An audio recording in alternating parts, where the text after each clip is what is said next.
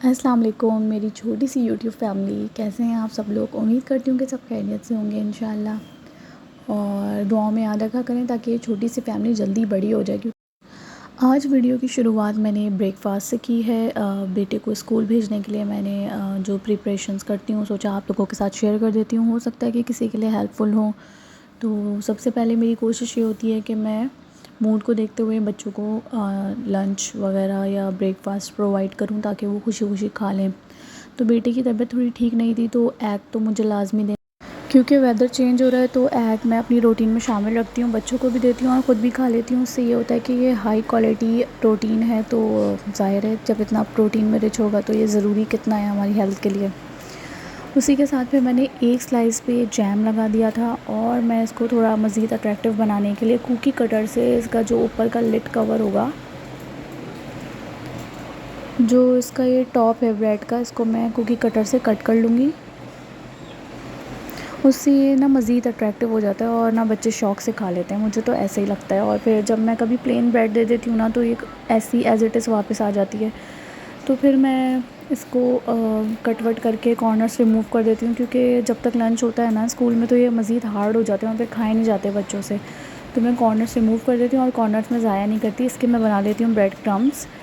इसी के साथ मैंने फिर उनकी प्रिपरेशंस की सारी चीज़ें वगैरह एक जगह ला के रख देती हूँ ताकि इधर उधर भागना ना पड़े। सुबह में सारे काम करने के बाद एंड में मैं उठाती हूँ आरिस को और फिर रेडी करके स्कूल भेजती हूँ। अच्छा, फिर ये मैं इनका लंच बॉक्स पैक कर रही हूँ, जिसमें मुझे पता है कि वो उनकी एज के हिसाब से उनके लिए कितनी डाइट होनी चाहिए और क्या क्या होना चाहिए डाइट में। तो फिर मैं उसको ये पूरे दिन में डिवाइड कर लेती हूँ, लंच में, डिनर में और ब्रेकफास्ट, तीनों चीज़ों को ऐसे डिवाइड कर लेती हूँ कि सब कुछ जो इनकी रिक्वायरमेंट्स के हिसाब से उन तक पहुँच सके और वो खुशी खुशी खा लें, ऐसे ज़बरदस्ती और पीछे भागना ना पड़े।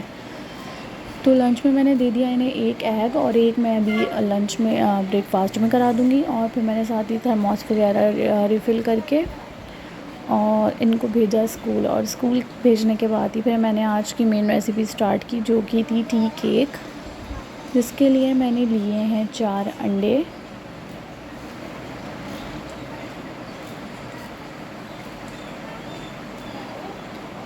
अंडों को बहुत देख के तोड़ा करें, अलग अलग तोड़ लिया करें। वैसे तो अपना अपना अंदाज़ा होता है, मैं ज़रा आहिस्ता आहिस्ता ही खोल के देखती हूँ कि अगर कोई ख़राबी है तो फ़ौरन ही सेपरेट कर दूँ।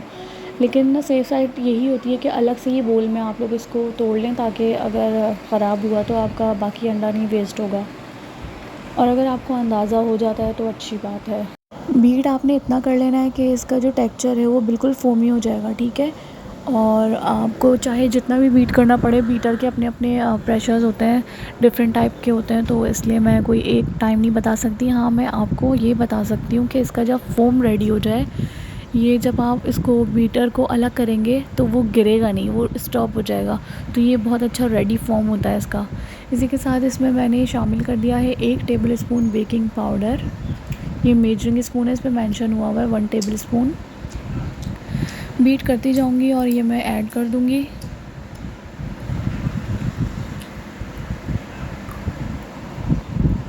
जो भी चीज़ ऐड करेंगे हम उसको अच्छे से बीट करेंगे, सिवाय मैदे के।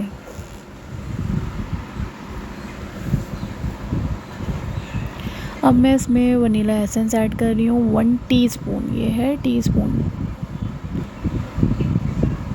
कुछ लोग ड्रॉप्स लेते हैं, लेकिन मुझे नहीं समझ आती ड्रॉप्स में क्या फ़्लेवर आता होगा, तो इसलिए टीस्पून यूज़ कर लिया करें।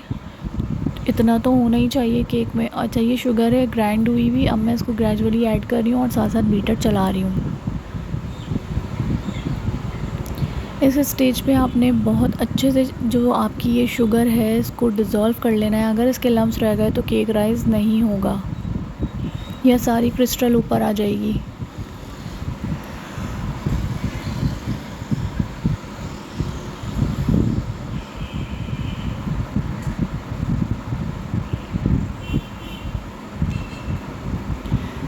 अब ये रेडी हो गया है शुगर के साथ। अब मैं इसमें शामिल करूँगी अपना ऑल पर्पस फ्लोर, यानी कि मैदा 1 कप।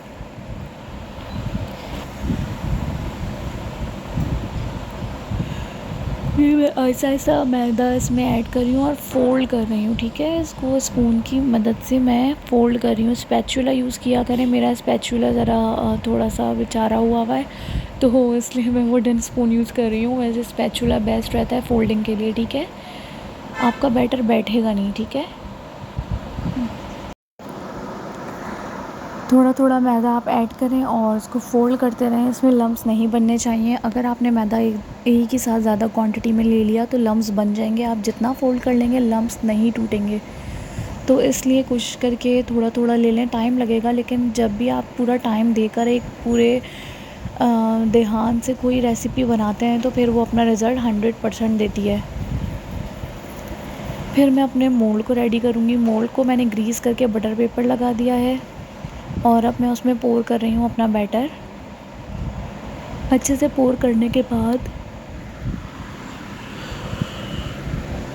अब मैं इसको थोड़ा सा टैप टैप कर दूँगी ताकि जो भी एयर बबल्स वगैरह होते हैं वो सारे रिलीज़ हो जाएं।